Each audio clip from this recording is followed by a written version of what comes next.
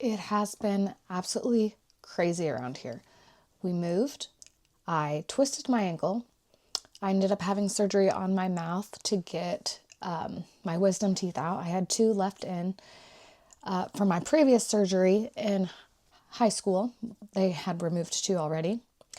I got sick and I lost my voice. So I have not been around on the socials other than stories lately. And I'm really behind in the main book clubs of the months, I think all the way back to August. But I'm just continuing forward. And this month we're doing two books, The Whole Brain Child and Playful Parenting. I saw a very interesting book that I do want to take a look at called Conservatism. I'll post it here so you can see what it's called. There's studies actually out there saying that conservatives have different brains than liberals. They are scared more easily. Just their emotional intelligence and emotional regulation skills are not there.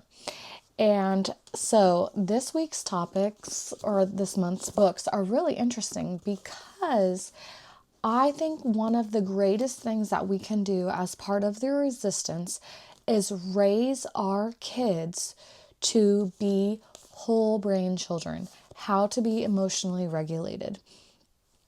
So our left brain is supposed to be more logical and our right brain is more emotional. When they are children, they are right brain heavy, and that's why they tantrum more. And if you have grown up conservative, you know what they do. You get spanked, you get hit, you get all of the ways to get you to stop doing what you are doing emotionally. And it's all coming, makes so much sense. When I had my kids, I was like, oh, hell no, I am not spanking them. I don't like this. I don't like how I feel. And so, since I've had my kids, I have retrained myself slowly but surely to not parent in that way and to be more emotionally regulated myself. Now, the challenge is to teach them how to do that as well. And so the whole brain child is going to be really, really important for us to understand how we can help integrate their left and their right brain together, not only for our kids, but for ourselves too. And what I found most interesting, we can do that through play. We can do that through play, and it all makes sense. So if you have grown up on the far right, you know that they're all about pull up your life by your bootstraps. No playing. Blah, blah, blah. We work. And so when we're only working as children, we are not developing our brains in the same way.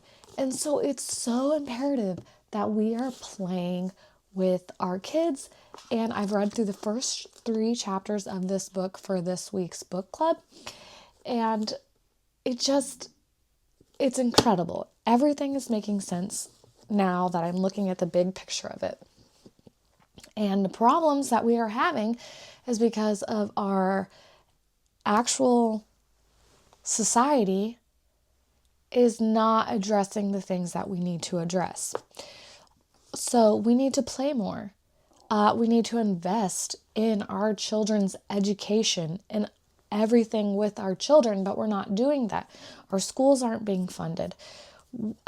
There's just a lack of teacher pay and everything that we need for our children to develop into critical thinkers using our left and right brain is not happening. So these issues are being perpetrated over and over and over. So as part of the resistance, the biggest things that we can do as parents, understanding how our kids' brains work and playing with them. And I know it's so hard because I am still figuring out how to do it as well.